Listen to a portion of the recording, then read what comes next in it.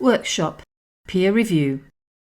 With thoughtful planning and clear explanations to participants, Moodle's workshop activity can provide a very powerful peer assessment tool. Participants may assess each other anonymously, they can practice with examples to review, they may have a chance to evaluate their own work, and the peer reviews can be random or teacher-defined. In case of any conflicts, the teacher can retain overall control. In this workshop activity, participants must submit information about their home region and then evaluate the submissions of other participants according to set criteria. You can see that the workshop has 4 different phases and then it is closed. Let's explore these one at a time from the teacher and student point of view. Setup phase. Teacher view. Our teacher Sam adds a workshop activity to their course by enabling edit mode, clicking the plus and then activity or resource and selecting workshop.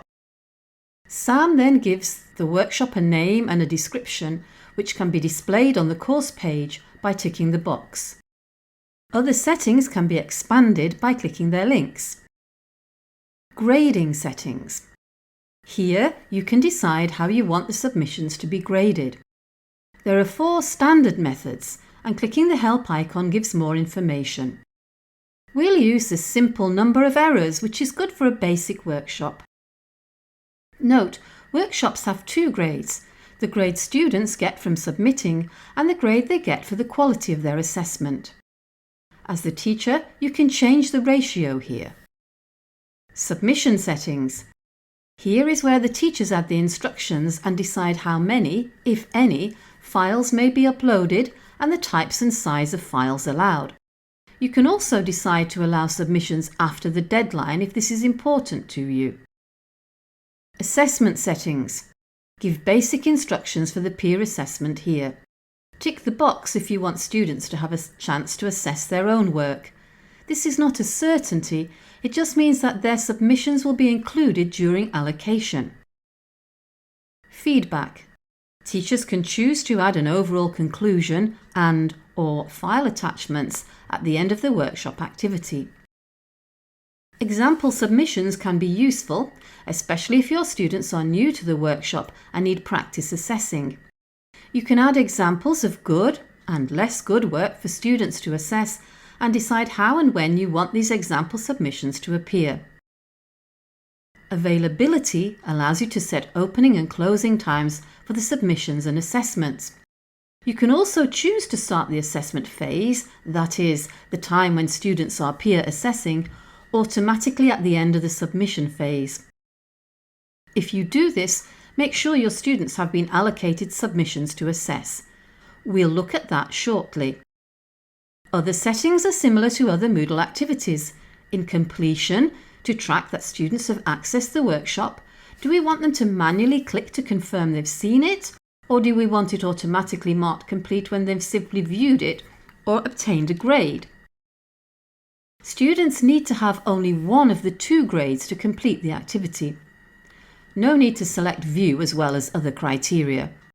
To alert course participants that a workshop has been added or updated, click Send Content Change Notification.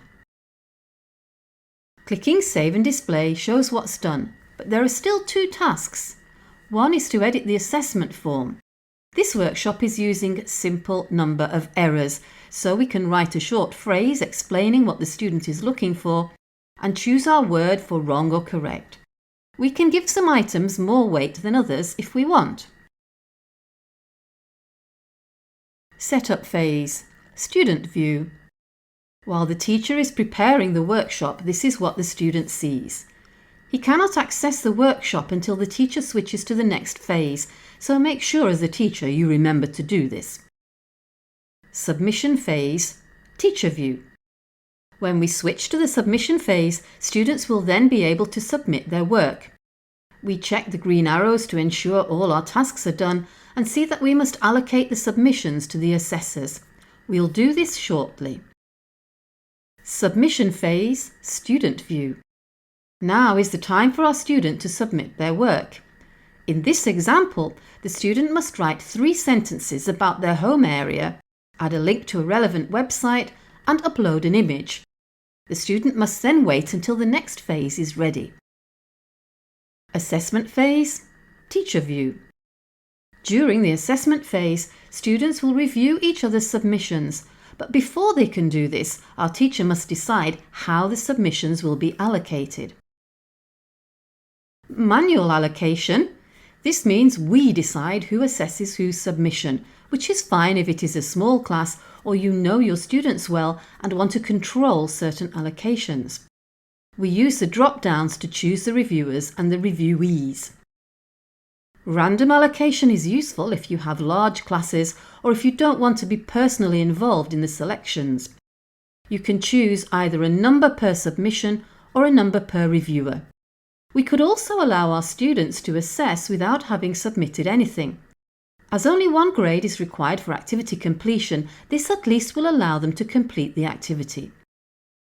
Scheduled allocation means that as soon as the deadline for submissions has passed, the workshop will send out the submissions to be assessed. Again, you have settings to choose from for the submission allocations.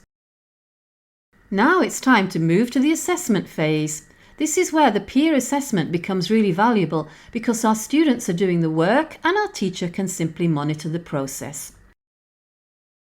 Note: if you want your students to work anonymously, make sure that from Workshop Activity Navigation, More, Permissions, View Author Names and View Reviewer Names are not allowed for the role of student.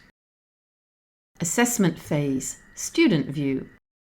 With the assessment phase open, our student clicks into the workshop and must then scroll down and click to open and view the allocated submissions. Now they see the assessment form set up by the teacher before. It is essential the assessment criteria are easy to understand and unambiguous.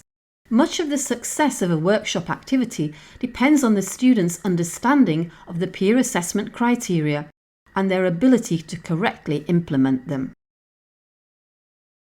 Grading evaluation phase, teacher view. Here is where our teacher checks the grades. The assessment grade is calculated by comparison with the best assessment, which means the grade for assessment is determined by comparing the grade you gave for each submission with the grades other participants gave. If everyone agrees and gives exactly the same grades, then everyone gets an assessment grade of 100%. If not everyone agrees, the amount that they disagree is reflected in a lower grade for assessment, and the comparison can range from very strict to very lax. If you're not sure, leave it as fair, the default. Here too is where our teacher is able to edit any grades if needed. Perhaps one student was overgenerous or too unkind. During this phase is when teachers can publish or make visible selected submissions at the end of the workshop. These could be good examples or poor examples, but are useful for students to peruse. Submissions can be published by clicking into them and ticking the Public Submission box. Grading evaluation phase, student view. During this time, which can be a few minutes or a few days depending on the teacher's workload and number of students, students are prompted to be patient and come back later. Close, teacher view. When the workshop is closed, the 2 grades will appear in the gradebook, and if activity completion is used, the activity will be marked complete. Close, student view. With the workshop closed, our student sees that the activity is marked complete. She can read any conclusion given, access her 2 grades, and see how others peer assessed her. To summarise, Workshop is an advanced peer review activity which empowers learners.